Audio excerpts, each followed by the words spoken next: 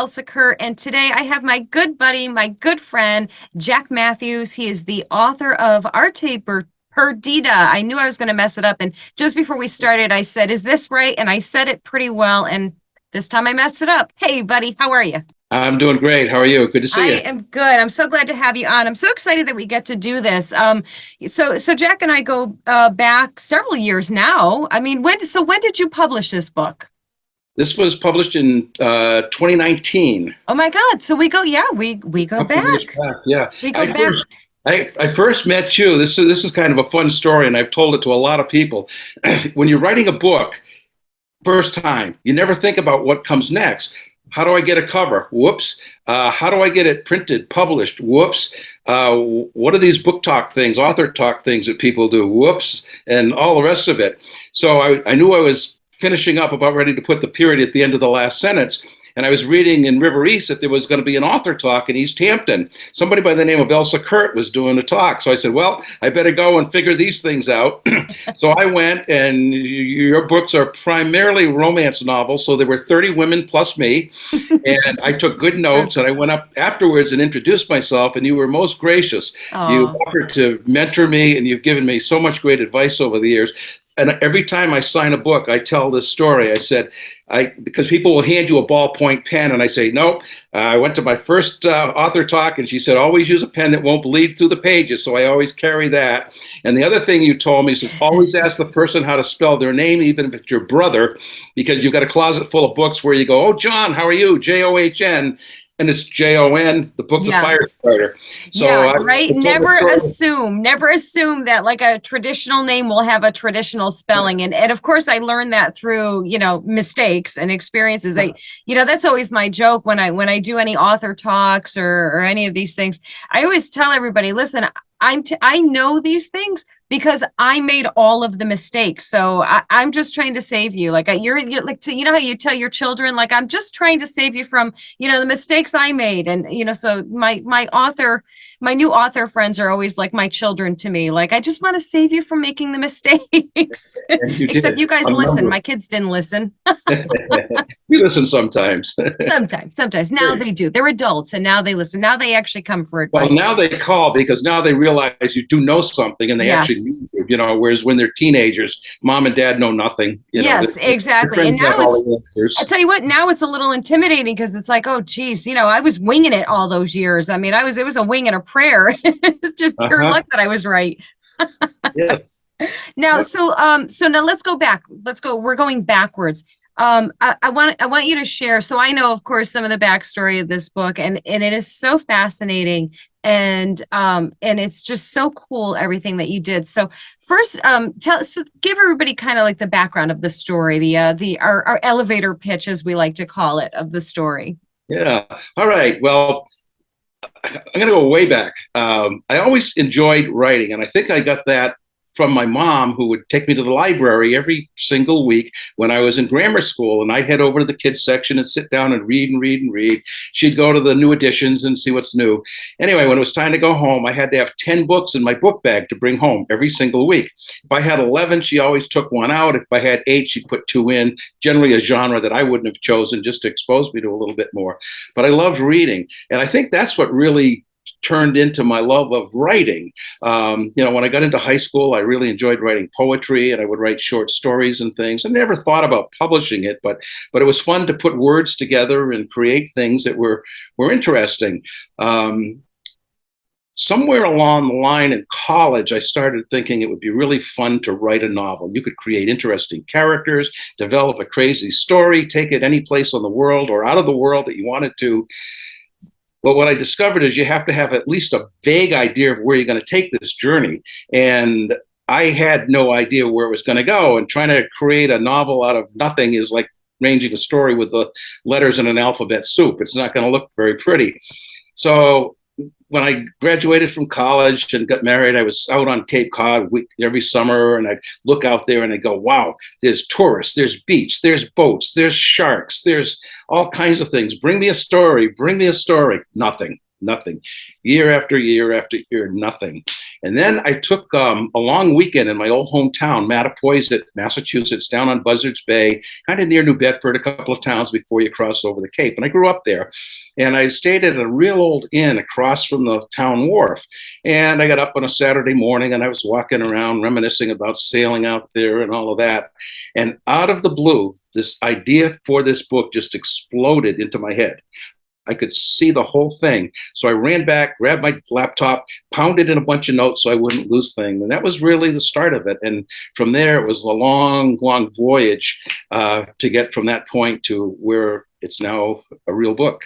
I love origin stories like that because you hear that so often. I'm sure your experience now as also mentoring fellow authors and new aspiring authors as well. I bet you hear that a lot too, that, that you just they waited for inspiration in the story and then just boom, like a bolt of lightning, it hits you and it consumes you, right? Didn't you feel like completely consumed by this story when it first came to you? You actually move, you transform yourself into the setting, into the scene. You literally interact with the characters. You can see them, you can hear them, you can talk with them, and you just take that and you write it, but you stay within the scene.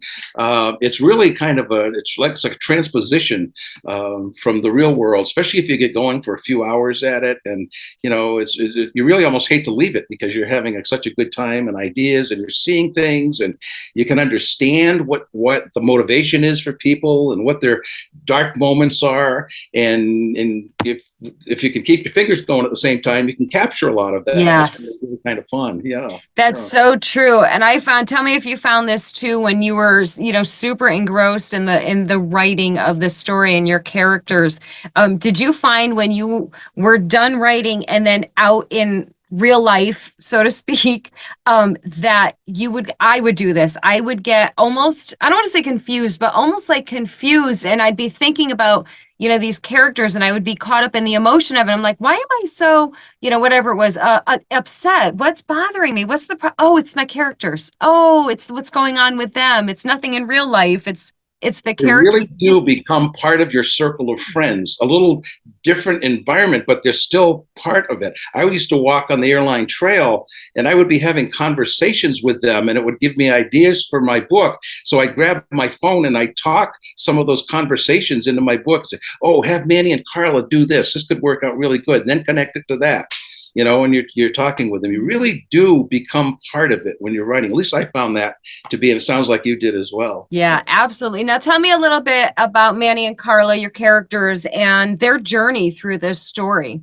This was really a lot of fun because I got started writing my book, and I kind of knew it was going to involve art stolen during World War II that would end up in my hometown, Mattapoisett, and there would be a murder, and then Manny would be the private detective working with the police. He was a disabled Vietnam War vet, and he has a girlfriend, Carla, who's a child psychologist, and they've got this off-again, on-again relationship, and she's working on something, and he's working on something, but because of confidentiality, they couldn't share what it was, but actually there was a real intersection of what they were both working on that doesn't come together till the end of the book. But they came into the book. This was kind of one of my fun stories. My daughter went off to med school, and when she left, she said, "Hey, Dad, if I graduate, can we go to Europe?" Well, what's a parent going to say? You're going to tell them no? Sure, we're going to Europe. So graduation day, hey, Dad, when are we going to Europe? Okay, let's go. But by then I had been working on my book. I knew it was going to start in Berlin, and then it was going to go to Hamburg and the Azores, eventually Newfoundland, and then back to my hometown, Mattapoisett. So I said, well, let's go, but I want you to plan it, but I want to go to all the places that are in my novel so that I can visit them, meet people, get a feel for what it looks like, learn what the streets are, the buildings, the food, the culture.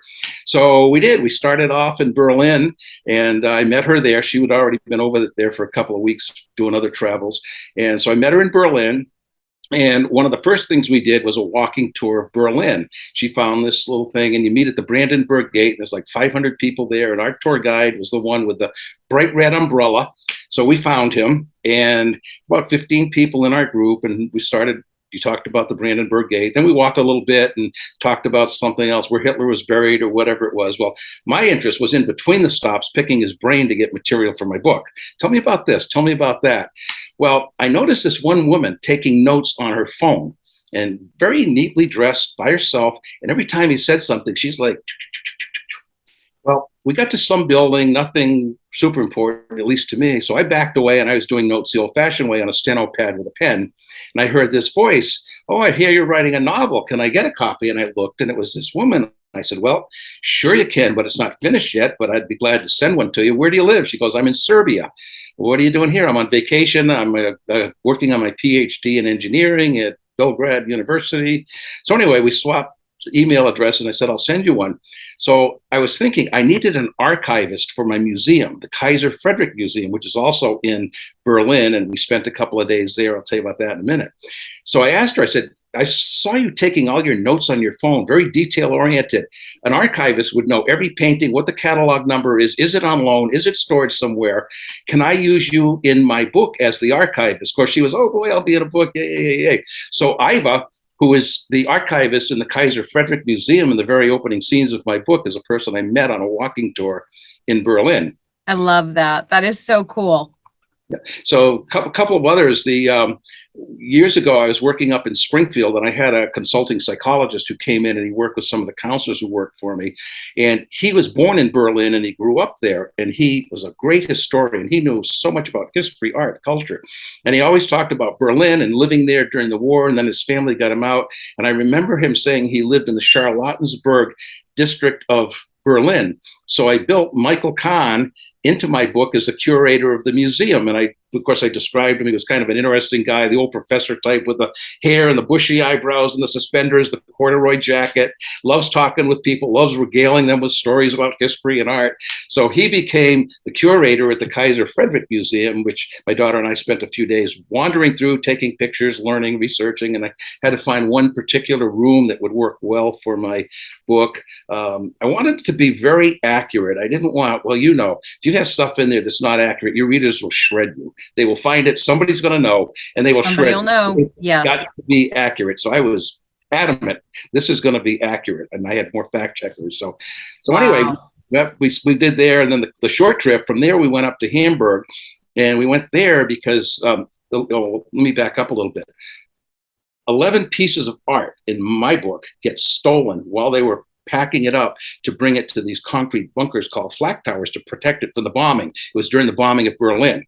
Well, 11 paintings got stolen. I could have just randomly picked 11 paintings. Who would have known? Somebody would have. So I actually researched 314 paintings that were missing. I talked to a person up at Williams College who runs a whole department on lost and stolen art. I said, I need 11 paintings that are smaller. You can't steal a wall-sized painting. And I wanted the artists to be known so people would recognize them. So we came up with 11 paintings that were there. They actually hung there, that get stolen in my book and taken up to Hamburg, which is where the German U-boats or submarines were based during World War II. So my daughter and I hop on the train after a couple of weeks. We leave Berlin, take the train up to Hamburg, and spend some time up there. Well, there's a German submarine docked there that you can walk through. And so we walked through, and I took my camera, and I'm going snap, snap, snap, snap, snap, snap. Pictures, all these long words that they call this room and that room. And so I learned a lot about German submarines, but then I also bought about a dozen books on them, and I watched old movies on them, and I made charts of what are the rooms, what are the positions, what are the officers, how does it dive, how does it surface, how does this work, where do they store the food, all that. So that when I was writing about 3 pages that included a submarine, I had all the accurate facts so that it wouldn't be something that some Navy guy is going to go, that's a bunch of nonsense. That never happened. That's not how they work. That's not whatever. So we spent some time in Hamburg. Then we flew down to the Azores Islands, and I went there for a couple of reasons. Number one, my grandparents were born there, and so it gave me a good excuse to go visit where they came from. But also it tied in with the book because during World War II, Portugal was neutral. President Salazar didn't take sides until the end. Then they realized they better get smart and join us, which they did. But that way you could have Germans and Americans and Brits all in the Azores because they were neutral. So anyway, the art sort of makes its way down to the Azores, and I spent a couple of weeks there, and I explored cities, Praia de Vitoria. I had to find one that had a little harbor so the submarine could come in and they could get paintings off the boat. So the art lands in the Azores and sits there for quite some time, and it has to end up over in Mattapoisett, where somebody is going to get rid of it, probably through the black market. That's sort of vague in the book. So I had to find the closest point of land to North America. So I bought a chart of the North Atlantic. I stuck a pin in the Azores, which are a group of Portuguese islands about 600 miles this side of Europe. And then I arced it, and the closest point of land was St. John's, Newfoundland. I said, okay, well, I've got to get this art to St. John's, Newfoundland. So I researched boats that were around in the 1970s that could go 1,200 nautical miles from the Azores to the Newfoundland. I actually found one in an old yachting magazine. So that's the boat that became part of my novel.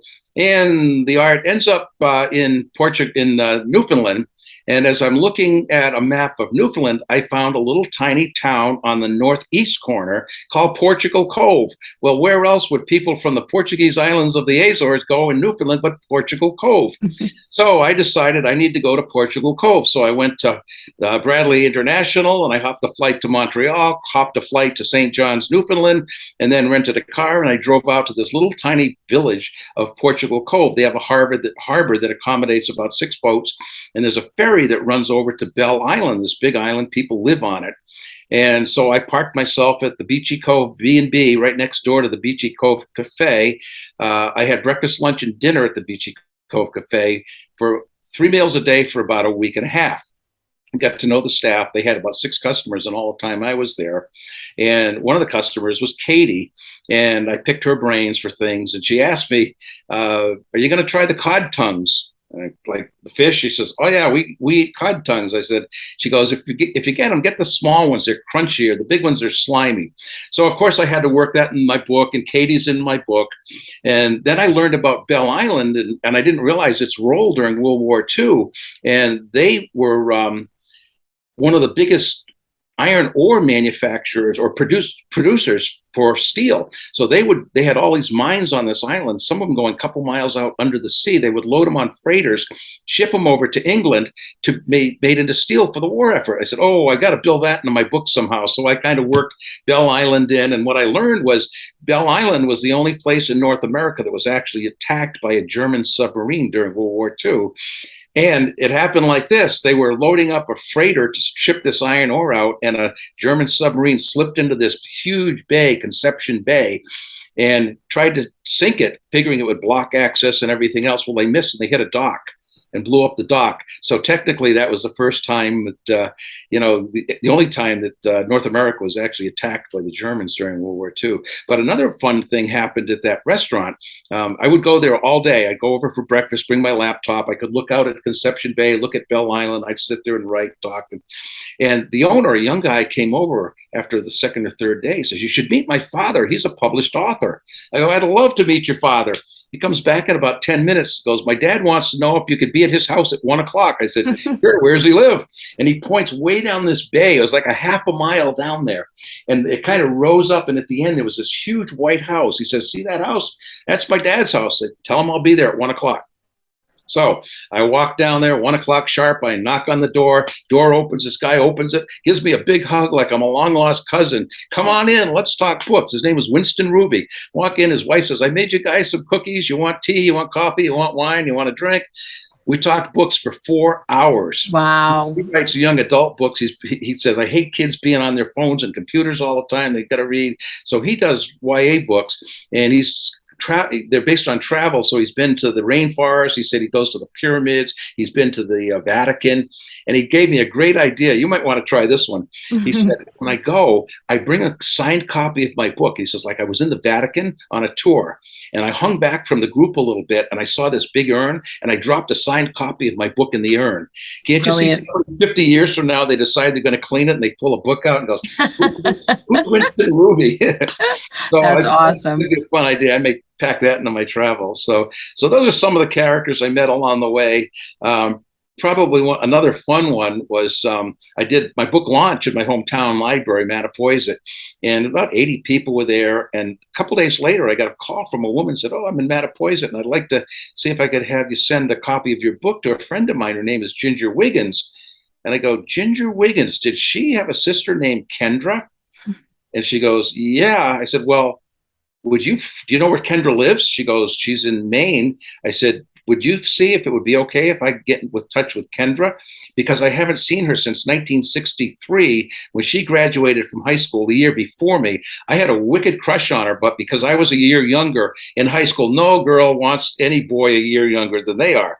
I hadn't seen her since 1963. That's incredible. So I got her number. She called me. We chatted for about an hour, and she said, "Can I get a copy of your book?" I said, "Sure. One of two things. I told her I could bring it to you." She said, "Would you bring it to me?" I said, "I sure will." So I drove way up to Maine. I met her. We reminisced and told old stories about high school days. So Kendra is in my book only because I needed a name that worked well with Carla. Sure. And I thought Kendra would. So why else would you? That's incredible. So you truly lived, you did and lived exactly what every author dreams of doing and doesn't necessarily get to do. The rest of us have to do our research, on the computer and talking to people. We don't get to jump on planes and travel and go to all these incredible places. So that alone is a book.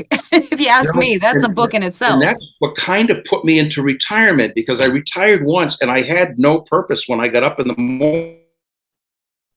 I ran a human services program for quite a few years. I hadn't started my book yet, but then I did. So now I had this dilemma.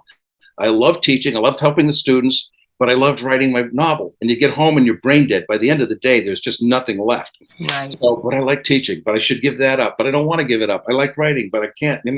So finally I said, all right, I've done the teaching gig. I got to give that up so I can focus on my book.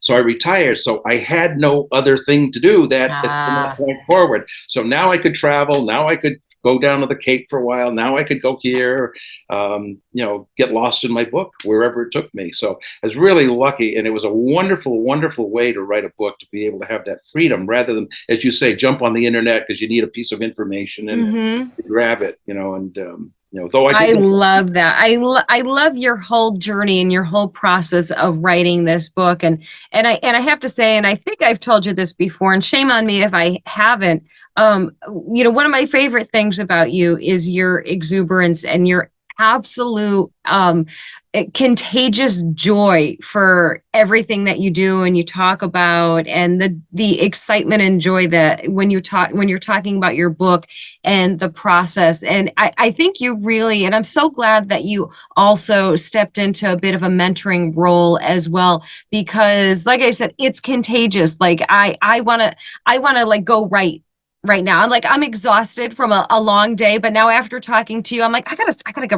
write. I gotta go write something. I'm like so enthusiastic. And I know that you bring that energy and that spirit to everything that you do. So it's just so cool. I actually caught some of that from you, and I'm doing a little payback because you were a good mentor for me. You shared a lot of information. Probably you don't even remember it because you've been doing it for so long. You throw stuff out, but for a rookie, it's like, ooh, that's really important. I got to remember that. So I'm probably helping about 5 or 6 people now who are writing their first novel. That's not sort of a one by one, write something, let me look at it and give you some feedback. But one of the little marketing things I do is I always bring 3 books with me wherever I go. If I go out to breakfast, I bring 3 copies. I used to bring one and wondered why nobody ever asked about it. Well, they think I'm reading it if I have one. Then I went, oh, wait a minute. That's why nobody's asking. They think I'm just reading a book. So I started bringing three. And of course they go, why do you have 3 books? Well, because I wrote them. And then it goes to, well, what's it about? And you tell them what it's about. Where can I get a copy? You can get a copy right here. What does it cost? Blah, blah, blah, blah, blah, and sell a book. Well, people would amazingly, huge number of people kept saying, I've always wanted to write a book. And so I would go, well, why don't you? I don't know how to do it. I don't know how to start. So I heard enough of that. I said, well, if I ran a free writer's workshop, would you be interested in joining? So I got enough people that said yes. So on the 3rd Wednesday of each month, I run a writer's workshop for a dozen people at the Middle Haddam Public Library. And I'm taking them through plot development, character development, red hooks and herrings, and how do you create suspense, and how do you do dialogue, and how you do narrative, how you do descriptive writing, and all, kind of a lesson a month. Then I give them homework and they do stuff and come back. And they're really doing really, really well with it. It's kind of rewarding to see the progress that they're making. But that's so awesome. For the help that you and a few other authors have given me along the way. And it's kind of fun to pass it down now that I figured out some of the things that I didn't know at first. Funny side story, I wrote about 40 pages, and then I go, I don't know what the heck I'm doing. Oh, I don't know. You're in good company. We all felt that way in early stages. Trying to stop and learn how to write. Then I went back and said, oh, now I've got it. So now I'm going to go back, clean it up, and then going forward, okay, the stuff I learned, now I can, but to just jump in, you think you did. I thought I did, but right. Didn't. So. And, and that's a great lesson right there that, I think a lot of people get very discouraged by that experience, that initial experience of like maybe reading back what they wrote, or just simply realizing or believing that the work that they had written thus far was not good. And there are people who go, oh, I'm no good at this. I'm giving up on it. I'm not going to do it. And then there's people like you that say, wait a minute. There are so many resources and tools out there for me to learn how to do this better. So that's what I'm going to do. And that is such a great attitude. And I think that is so important. You have to do that because this is such a, I don't care if this was your major in college, like if you ate, slept, and breathed, literature your whole life, the odds are your first draft is still not going to be perfect by any means. Well, and it needs work, right? You know what Hemingway said, his famous quote, all first drafts are shit. Yes. Ernest Hemingway. Yes, absolutely. His are, mine sure are. Mine definitely are. Oh my God, my second drafts are just as bad. but I think what I found was if I looked at, oh my gosh, I have to produce this whole big book. Yeah. It was overwhelming. So I sort of forgot a whole book. Write a little piece, brain dump it. Don't worry about making it perfect. Clean it up, but just throw ideas down. And gradually you start to look and say, well, it's starting to take shape. It's growing. It's getting bigger. It's sort of turning into a book. But I think if you can do that, you can get through it. But if you just look at, oh my God, how am I going to write 300 pages? I can't. It's too long, and you give up. You can't. Right. That is so true. Yeah, you have phenomenal advice and earned advice because you lived it, you experienced it, and you have this beautiful, amazing, well thought out book to say, yeah, I kind of know what I'm talking about, kind of know what I'm doing here. And it is, and it's and I love, and I'm so envious of the historical, your ability to have that endurance, that ability to do the work that it takes to have historical truths in your book, because you do, like you said early on, you have to know what you're talking, like you have to be right if you're putting historical things in there or technical things in there, because like you said, the readers will know and they're going to call you out on it. So that's intimidating for me. It's intimidating. Like I'm like, oh, I couldn't write something that was technically detailed because I'm not that big of a detail person like that. So I'm so envious that you are. You do it beautifully. What worked for me was breaking it down into a little piece. Like there's one section in my novel where there's an aircraft carrier that has to basically take off and do a little short mission. It's probably 2 pages in the book. Mm. I was in the Navy, but I wasn't on an aircraft carrier. I wasn't even on a boat. I was on shore duty. I knew nothing about aircraft carriers other than planes take off and land on them. Mm-hmm. So I had to learn about that. So I watched old movies. I watched how do they launch? What are the terms? Where do they store the planes? How do they prep the pilots? How do they get ready? How do they when they come in to attack something, what's the angle of descent? Mm-hmm. How far away do they have to be? So I read probably a dozen books and made notes, but then I could write it accurately. That was like for 2 pages. But you know what? You made me think of something I had never thought of until this very minute. You're talking about literature and history. Mm-hmm. When I started college, I wasn't quite sure what I wanted to do. My first year, freshman year, I was a teacher ed history major. Okay, that wasn't working for me. Sophomore year, I was a teacher ed English major. There's the history and the English blend. There it is. There it is. It's like foreshadowing, right? But I think that might have been a little, portend of what was to come. And, absolutely. How cool is that? Oh, yeah. I just put that together when you mentioned the literature and the history. It's like, that's sort of like my first 2 years of college. That's so neat. And, and this is always one of my favorite things to do. It's why I do the show, because I love learning all of these background details of my fellow authors' journeys and how they do what they do and how they did what they did with their books.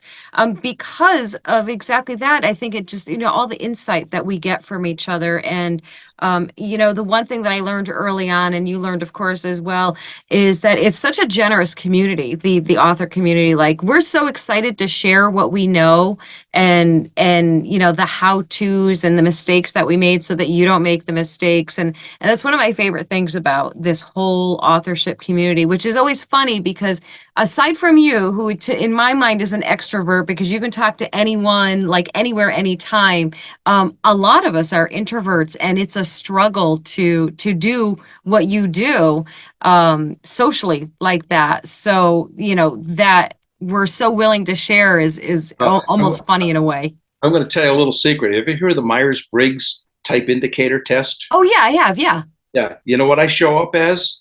A wicked introvert. Funny. I am an introvert. Really? But what I learned was if I really know my material, I really believe in what I'm talking about, I can talk about it. But don't ask me to get up in front of, like, if I had to go and stand in front of the Connecticut Authors and Publishers Association, a bunch of folks I don't know, and ask me to talk about something I'm not totally familiar with, oh man, I'm going to the restroom and then I'm going out the back door real fast. I get that. I totally get that. You know what? You're prepared for it. You can do it. Yeah. You know what? That totally resonates actually with me. I agree with you. I feel the same way. Like if you get me talking about a topic that I love, like writing and authorship and all that stuff, good luck shutting me up. I'll go on for days. If you're willing to listen, I'm going to keep going. I'm going to tell you everything I know. But, I love it. Jack, I have a lot of favorite guests on, and you are really way, way high at the top of that list. And it's nothing against my other guests. I love them all. But we really need to do a few more of these, I think, and we should just pick some topics and just pick them apart. Do you think that'd be fun? I think that'd be really fun. I would love to do that. For me, that's fun. It's creative thinking and challenging and looking at things differently, and we all learn and grow. I tell people I'm 76 years old. I tell people I'm still learning. I didn't know anything about Amazon. I've only been on Amazon for a couple of weeks. I should have listened to you a couple of years ago. I didn't on that. Everything in its right time. Everything in its right time. But I had to learn all about Amazon, and I learned that until you have 25 reviews, your book stays at 1,488,000th on the bottom of the pile, never to see the light of day. So, okay, well, that's new knowledge. So it's always fun to explore new things, learn new things. One of my fun things lately is because, retired, I've got a lot of time on my hands. So I started looking at, where can I go to talk about my book? Because it's sort of fun. I live by myself, so it gives me some socializing and maybe sell some books and maybe put smiles on some other people's faces. So I've been talking at senior centers and assisted living programs. So I have a little publicity package I send out. I pull them all up in the state, and I say, okay, I'm going to pick 10 that are close to me and send them my package, and then say, give me a call. I don't charge to come out and talk. All I ask is that I be able to sell my book if I can convince somebody to buy it. That is so awesome. A lot of those. And then I did senior centers were also good. They're looking for activities. The latest one I did, it was early in the summer. I'm going, where do people sit around and read books in the summer? Ta-da, campgrounds. Oh, that is brilliant. Hey, Jack. Jack, this thing is going to it's cutting us off at our 40-minute mark. Okay. So I'm going to stop you right there. I'm going to I'm going to ask you to tell everybody where they can find you. I'll edit that first part out. Okay. And then we'll do this again.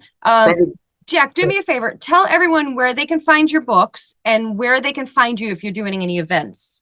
Okay, probably the best place to find my book is on Amazon, and it's also on Kindle. And just Google or just search on Jack Matthews, Arte Perdida, ARTE PERDIDA.